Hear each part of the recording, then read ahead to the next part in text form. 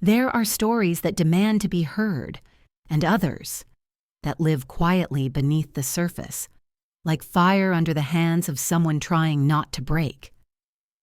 This is the story of Evelyn Marsh, a girl erased by her own family, discarded, blamed, silenced, but through a stranger's kindness and the gentle shaping of clay in a quiet studio, she found a way to say what words couldn't.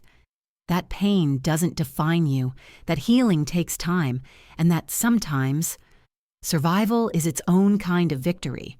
Welcome to FamilyDrama, a place where we tell stories that stay with you, real, emotional, and deeply human stories, for those who've lived enough to understand that life doesn't always tie itself in a neat little bow.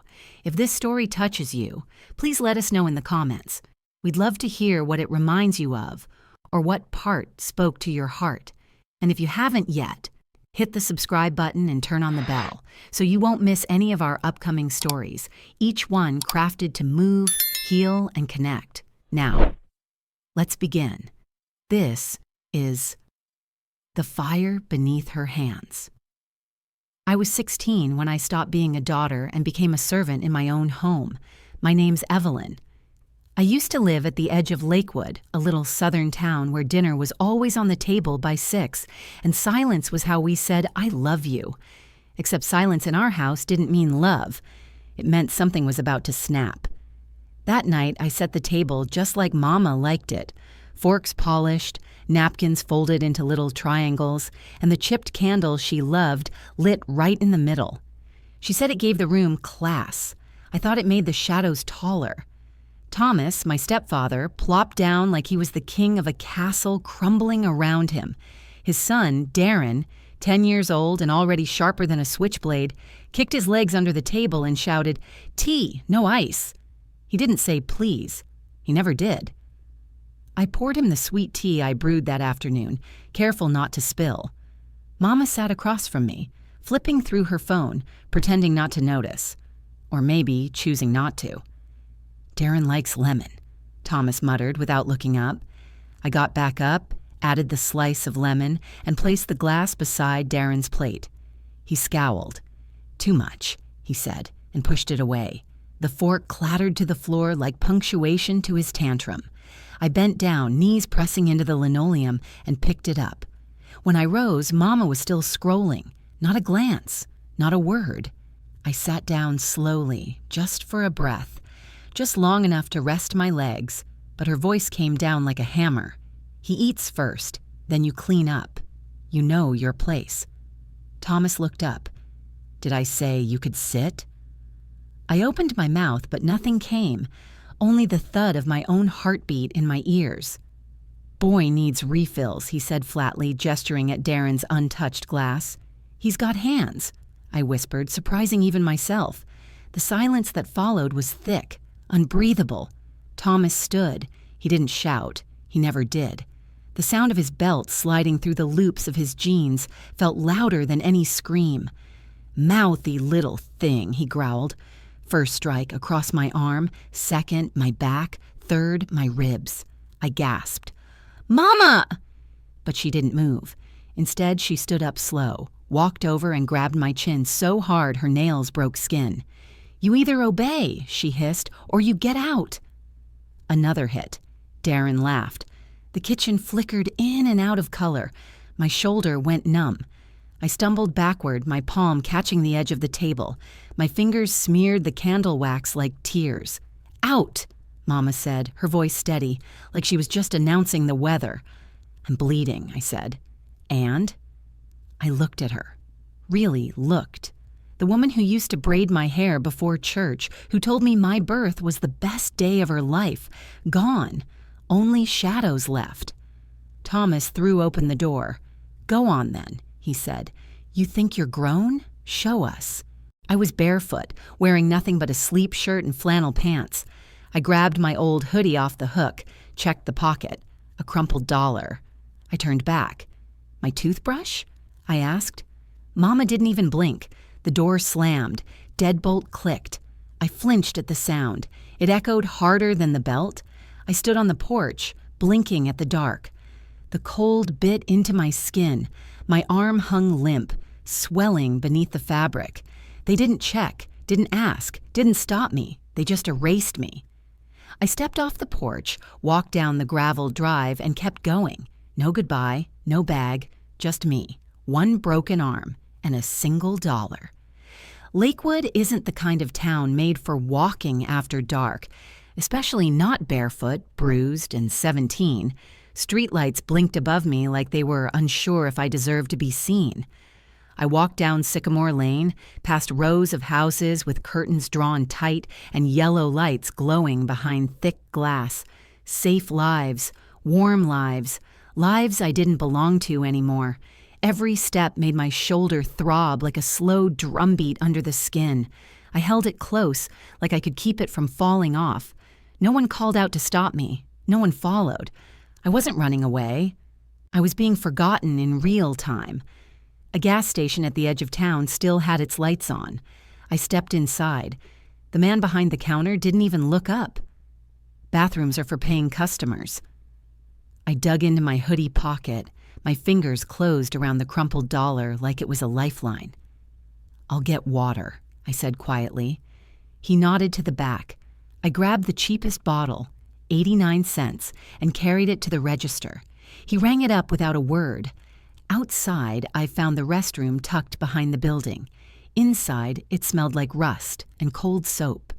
A cracked mirror hung crooked above a sink, stained with time. I leaned forward. My face stared back like a stranger's, one eye already swelling, a bruise blooming like an ink blot across my cheekbone, blood crusted at the edge of my temple, hair tangled, shirt damp from sweat, or maybe fear. I couldn't tell anymore. I whispered to my reflection, "This is what worthless looks like." And I believed it. When I stepped back out, the night had gotten colder. I kept walking, past the drugstore with its windows boarded, past a little church with peeling paint. I tried the door, locked. I knocked once, twice, nothing. I kept going. Eventually, I found shelter beneath the awning of an abandoned pharmacy. The concrete was rough beneath me. I pulled my knees to my chest and listened to the sound of a world that didn't need me. Then, laughter, sneakers on pavement. A group of teenagers came around the corner, loud and sharp-edged. They spotted me immediately. "Yo, look at Sleeping Beauty!" I lowered my head. Maybe they'd leave. They didn't. One of them flung a half-full cup of soda. It hit me square in the chest, cold and sticky. I gasped, jerking back. Pain shot through my bad arm like lightning. They cackled and ran off. I didn't scream. I didn't chase. I wiped at the mess with my sleeve, but it only made it worse. The sugar stuck to the fabric, cold and cloying. I stood, kept walking. Downtown Lakewood wasn't made for mercy. Shops were shuttered. Neon signs flickered and buzzed like dying flies. Eventually, I found a bench beneath a flickering streetlight. I sat, curled up, tried not to cry, tried not to think of the chipped candle still burning on our table back home, the one I'd lit before being thrown out. I thought of my mother's voice when she said, "Out." Not trembling, not tearful, just done. I looked down at my hands, red, shaking, small. I whispered into the night, "I'm still here." No one answered, but the words wrapped around me anyway, like a thread I wasn't ready to let go of. I don't know how long I sat there. The street lamp buzzed above me like a tired heartbeat. My back ached against the bench. My arm throbbed. The bottle of water I'd bought was still cold, pressed against my ribs like a poor man's comfort. I hadn't eaten since breakfast. Burnt toast meant for Darren, stolen back by my mother after one bite. The silence around me wasn't peaceful. It was indifferent. Then, a voice, soft, rough like gravel, smoothed by years. "You hungry, sweetheart?" I opened my eyes. An old man stood a few feet away, maybe 70. Brown skin, white beard, weathered face. His coat was too big, his shoes worn thin. In one hand, he held a rolled-up blanket. In the other, a paper bag. I didn't answer. He didn't push, just nodded, lowered himself onto the bench next to me like his knees knew how to be gentle. From the bag, he pulled out a sandwich, white bread, wrapped in wax paper. He tore it in half and held one piece toward me. I stared at it. My stomach made the decision before I could. He smiled, just barely. "You don't gotta take it if you don't want to," he said, "but you look like someone who hasn't had much offered lately." I reached for it. My fingers brushed his. His hands were rough, calloused, but warm. "I'm Cyrus," he said. "Cyrus Lane. Some folks call me Mr. Lane. Most just call me the old man who feeds pigeons on Sundays." Still, I said nothing. Not because I didn't want to, but because I'd forgotten how to speak without apology. He didn't mind the silence. He took a bite of his half and chewed slowly, like it was a ritual. "I used to mop floors at the county courthouse," he said casually, like we were just two neighbors catching up. 32 years. Before that, I fixed shoes. Before that, I was in the war. Vietnam. Came home with a limp and too many stories. I nibbled the sandwich. Cold turkey. Dry bread. But to me, it tasted like a miracle. "You don't have to tell me your story," he said, "but I'll tell you mine." And he did. He told me about the day his little brother vanished in Mississippi, never found. About the nights he slept under overpasses, wrapped in a coat too thin for January, about how no one gave him anything but a woman at Grace Boarding House let him clean the steps once, and how that turned into a room. He paused, looking out toward the dark road. "Life doesn't always get easier," he said, "but if you hang on long enough, it gets different." I looked down at my bruised hands. The sandwich sat heavy in my stomach. He reached into the bag again and pulled out the rolled-up blanket. It was faded blue, patched at the corners. He draped it gently over my legs. "You got fire, girl," he said, barely louder than the wind. "I can see it, even with those bruises. Don't let 'em burn it out of you." And just like that, the tears came.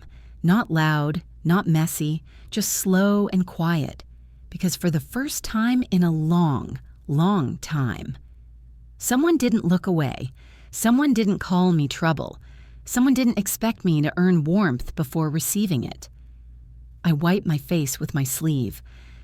"My name," I whispered, like it was a secret I had to reclaim. "Is Evelyn." Mr. Lane smiled, eyes kind. "Well now," he said, "now I know who to pray for tonight." The next morning, Mr. Lane walked me to a shelter run by the old Methodist church near the edge of town. "Don't expect chandeliers," he warned with a soft grin. "But the door locks and the coffee's hot. Most days, that's enough." They gave me a thin mattress, a shared bathroom, and a room with a plastic chair and a crooked window that looked out onto a brick wall. But it was mine, and no one hit me, which already made it feel like a palace. I showered. I wrapped my arm in a sling. I tried not to wince when I changed clothes. At breakfast, I nursed a biscuit that tasted like dust and coffee that burned my tongue. I didn't care. I was still standing, still breathing. By that afternoon, word had gotten around. A staff member, a tall woman named Miss Clara, pulled me aside. She wore an old yellow cardigan and glasses that kept sliding down her nose. Her voice was kind, but the way she looked at me, like I might shatter if she blinked wrong. "Evelyn," she said gently, "we received some documentation this morning." I tilted my head. "What kind?" She laid a manila folder on the table between us. The tab read, "Marsh, Evelyn." Inside were photocopies, black and white, smudged ink. But the words hit harder than any belt ever had. It was a report filed by my stepfather, signed by my mother. They claimed I'd threatened them with a knife. They claimed I was unstable, volatile, a danger to minors, meaning Darren. "Even though you're 17, Miss Clara said carefully, "the language in this report makes it hard for us to ignore. They requested that law enforcement be contacted if you return to the home." I sat very still. My fingers twitched over the pages. There were words like aggression, unprovoked, disturbed behavior, but there was nothing. Nothing about what happened to me. No mention of bruises, no mention of the fractured shoulder, no record of being thrown into the night, barefoot and bleeding. I turned to the last page. There, in neat, sharp cursive, Caroline Marsh. Her signature. Under a lie. She hadn't just shut the door on me. She'd locked it from the inside and thrown away the key. I didn't threaten anyone, I whispered. I said he could pour his own juice. Miss Clara didn't speak. She just folded her hands slowly and said, "I believe you." And I cried. Not because I was scared, though I was. Not because it hurt, though it did. I cried because even the paper said I didn't exist anymore. They hadn't just pushed me out of their house. They buried me under ink. They made me disappear. That night, I couldn't sleep. I sat on the mattress with those pages spread out on my knees. Each word felt like a brick in a wall I hadn't asked for. Then I remembered something Nira once told me in 9th grade, back when we were both still dreaming about art school and laughing about boys in cafeteria lines. "You gotta write your own story, Ev," she'd said, tapping her sketchbook, "or someone else will, and then you're stuck living a lie." It echoed in my head like a drumbeat. So I got up. I walked 6 blocks to the public library. The lady at the front desk didn't ask questions. She handed me a scratch paper slip with a computer login and a small smile. I sat at the last terminal near the window, typed slowly, carefully. This is how they erased me. Then I kept writing. About the fork Darren threw. About the toothbrush I never got to take. About the silence that hurt worse than the bruises. I didn't put my full name. I didn't need to. At the bottom, I wrote, I didn't run away. I was thrown away. And I'm still here. I hit post, and for the first time in weeks, maybe months, I exhaled. It was Mr. Lane again. He showed up at the shelter 2 days after I posted my story. Same coat, same quiet eyes. I was sitting by the window with a book I wasn't reading, staring out like the glass held better answers. He didn't say anything at first, just handed me a paper cup of coffee and sat down beside me. We watched the parking lot fill with birds. "You ever made something with your hands?" he asked finally. I shrugged. "I used to draw." He nodded, like that meant something important. Then he reached into his coat and pulled out a small clay pin, a bird with uneven wings, roughly glazed. "Someone once told me," he said, "that healing needs a place to land." He handed me a card, May Hollister, owner, Firewheel Studio. Handwritten underneath, no experience needed, just heart. "She don't ask questions," Mr. Lane said. "She just hands you clay." The next morning, I went. The studio was tucked between a thrift store and a diner that smelled like burned bacon. The sign above the door was chipped wood with red letters that read, Firewheel. Inside, it was quiet. No music. Just the sound of a spinning wheel and the hum of a heater struggling against winter. Shelves lined the walls. Cups, bowls, little statues shaped like grief. Everything was imperfect. Everything looked like it had survived something. May Hollister stood behind the counter, white hair in a messy twist, apron covered in splotches of glaze and fingerprints. Her eyes were calm, but not soft, like she'd seen storms and chose stillness anyway. "You're Evelyn," she said. It wasn't a question. I nodded. "Elijah said you might come." She didn't ask what had happened to my face or why my shoulder was wrapped in elastic. She didn't even glance at the bruises. Instead, she reached beneath the counter and pulled out a block of clay wrapped in damp cloth. "It's okay to be clumsy," she said, placing it in my hands. "Clay remembers everything, but it forgives easy." My throat tightened. I didn't speak, just followed her to the work table near the back. The seat was low, the light was soft. Everything smelled like earth and old hope. She showed me how to wedge the clay, pressing air out with slow, steady palms, My right wrist screamed with each movement. The pain sparked like fire through the bone. My first bowl collapsed. I stared at it, lopsided, crumpled, sinking into itself. I looked away before the tears could start. But May only passed by and said without stopping, "Symmetry is overrated. Pottery's about story. Even scars have shape." That was the first kindness I trusted. That afternoon, while the others packed up and cleaned their tools, I stayed. May didn't say a word, just handed me a fresh slab of clay. This time, I didn't try to make it perfect. I let it be crooked, let it wobble and lean, let it exist the way I did, scarred, but trying. When I finished, I carved 2 words into the inside rim with the back of a wooden knife. "Still here." May came by, picked it up with both hands like it was something sacred. "I'll fire it tonight," she said, "and come back tomorrow." The next morning, the studio smelled like warm stone and kiln heat. May handed me the bowl, now glazed in soft gray, still warm like it had a pulse. The words shimmered under the light. "Still here." It wasn't beautiful, but it was mine. And for the first time in weeks, I believed that maybe I still was. It was raining the day Darren Marsh walked into Firewheel Studio. The door chimed like always. I was cleaning brushes by the back window, lost in the rhythm of warm water and glaze-stained bristles. May was out front with a new student. Mr. Lane had dropped off tea an hour before and left without a word, the way he always did. When I heard his voice, my hand stopped moving. "Is Evelyn Marsh here?" I turned. He looked older than I remembered. Taller, hair slicked from the rain. Still had that sneer behind his eyes, like the world owed him something. But I knew him too well to be fooled. That boy had fists hidden behind every smirk.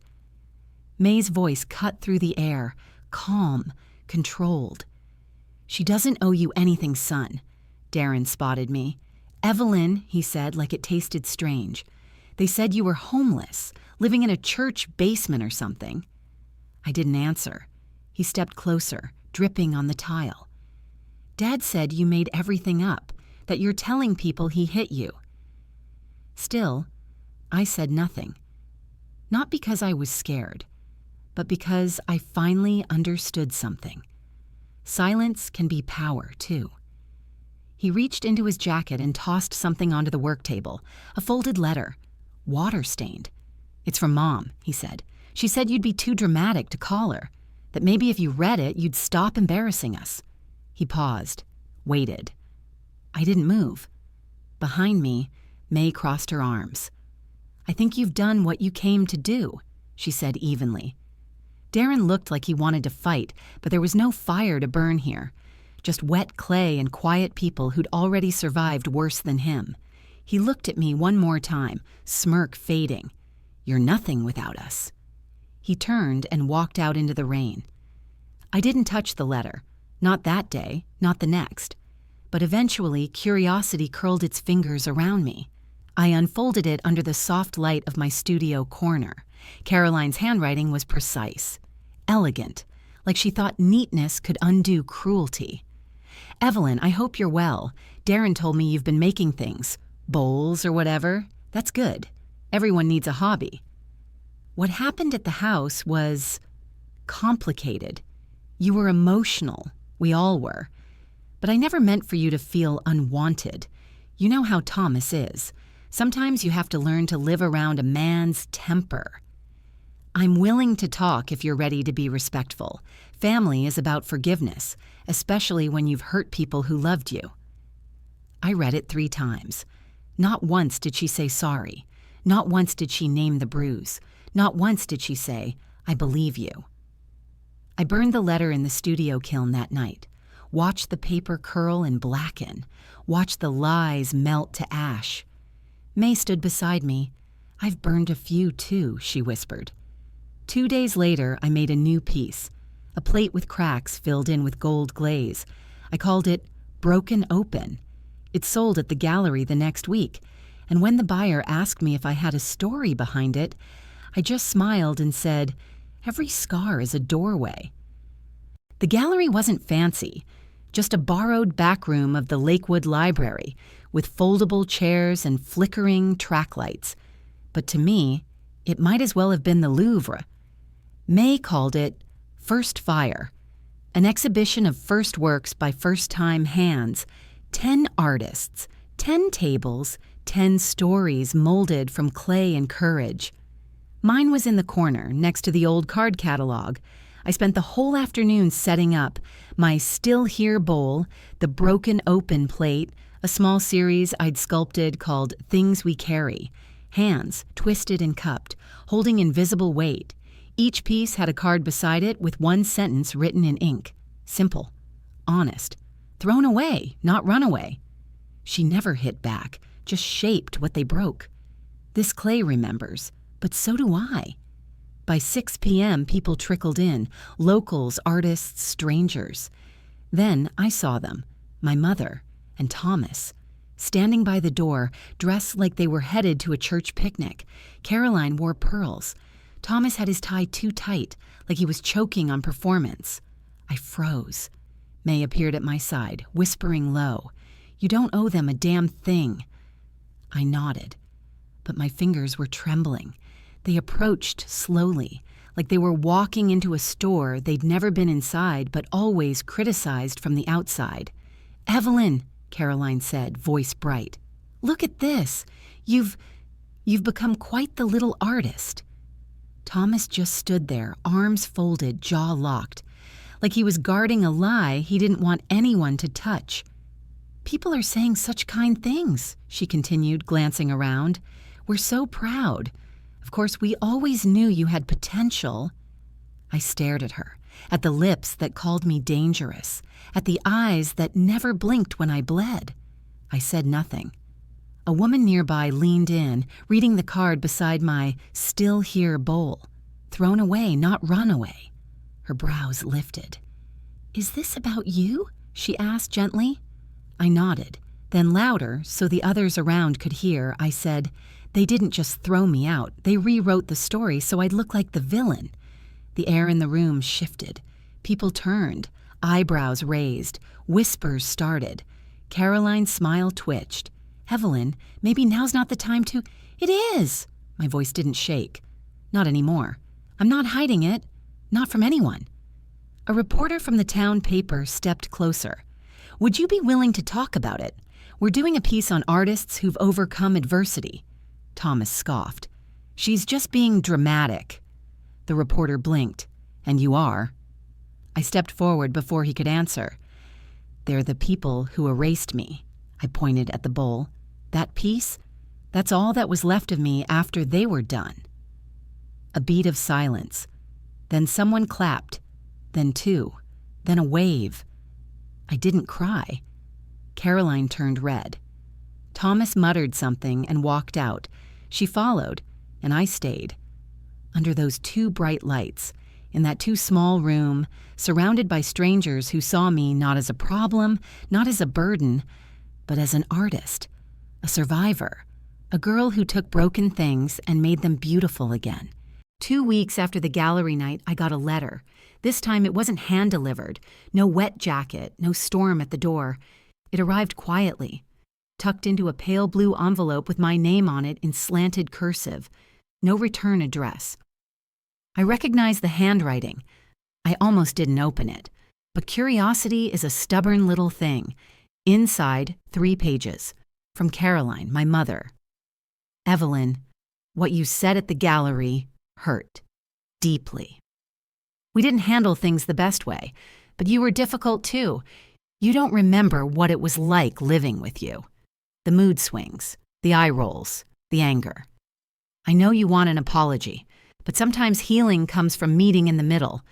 I still believe family means something. I hope you do too. If you're willing to talk, really talk, we could start again. There was no, 'I'm sorry.'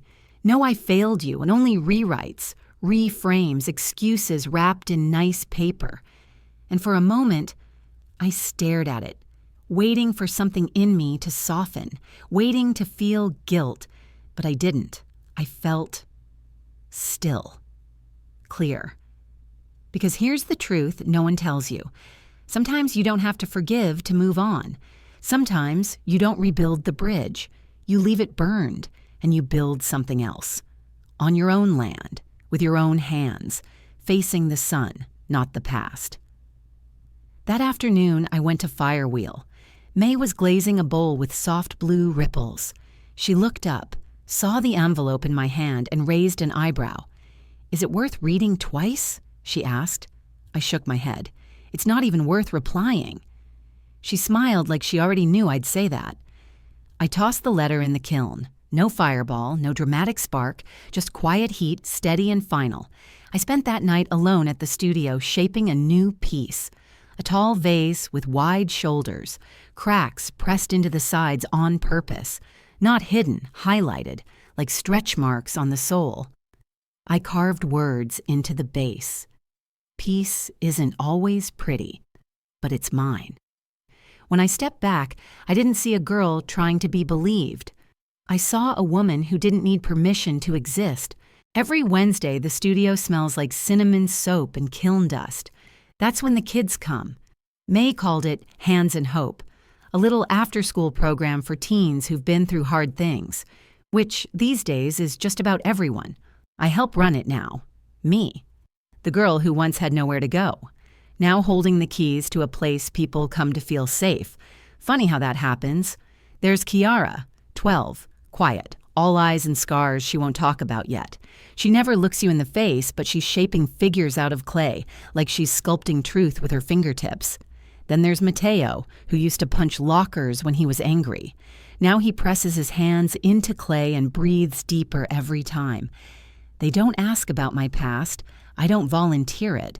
But I leave my Still Here bowl on the main shelf just high enough to notice. Sometimes they ask what it means, and I just smile. It means I made it through. May says I've got a gift, not just with the clay, but with people. I think I just know what it feels like to walk in carrying invisible weight, so I make space. I let silence stretch where it needs to. I don't flinch when someone drops a piece. I remind them, clay forgives. So can you. Mr. Lane still visits on Thursdays, brings 2 sweet tea and wise looks that don't need words. He watches me from the workbench sometimes, arms folded, smile tugging at his cheek.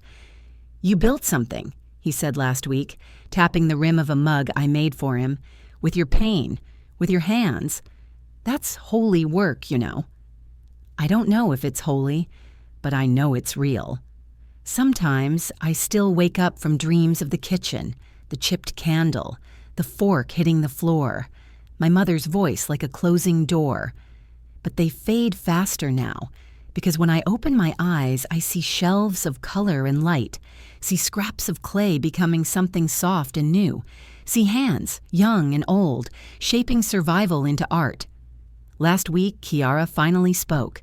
She pointed to one of her pieces, a little clay bird with wings too big for its body, and whispered, "It looks like it's trying to fly away." I looked her in the eye and said, "Sometimes trying is already flying." She smiled, and just like that, I saw the girl I used to be. Still in there, but no longer stuck, no longer waiting to be saved, because I had become what I once needed, and that was everything. Sometimes, when the studio's quiet and everyone's gone, I walk the rows of shelves and run my fingers over the pieces. Each one holds a story, some loud, some whispered, all still standing. There's my first bowl, uneven, cracked, carved with shaky hands, still here. There's the plate I fired after the letter, broken open, its golden seams catching the light just right. There's a new one, too, a sculpture of 2 hands cupped together, not in prayer, but in offering. I call it Enough, because I am. I used to think survival meant getting back to who I used to be, but I was wrong. Survival isn't going backward. It's choosing to build forward, even with scars, even with silence, especially with silence. Caroline never wrote again. Thomas never apologized. Darren grew up and moved somewhere with less rain. And I built a studio filled with light. I carved a name for myself into something no one could erase. I loved people who didn't ask me to shrink.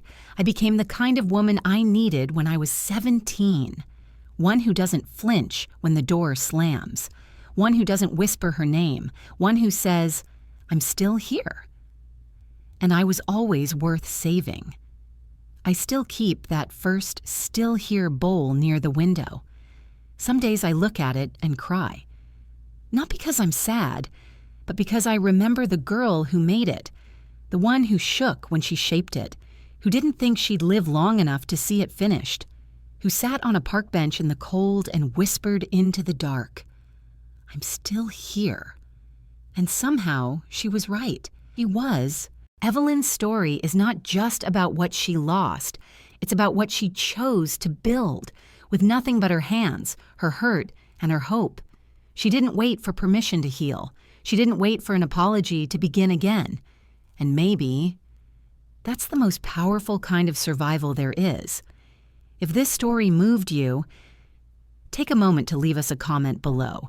We read every word, and sometimes your story might help someone else feel less alone. And if you'd like more stories like this, real, honest, deeply human stories, don't forget to subscribe to HT Family Drama and hit the bell so you never miss a new chapter. Thank you for watching. Thank you for feeling. And remember, no matter how quiet your fire is, it's still burning. You're still here.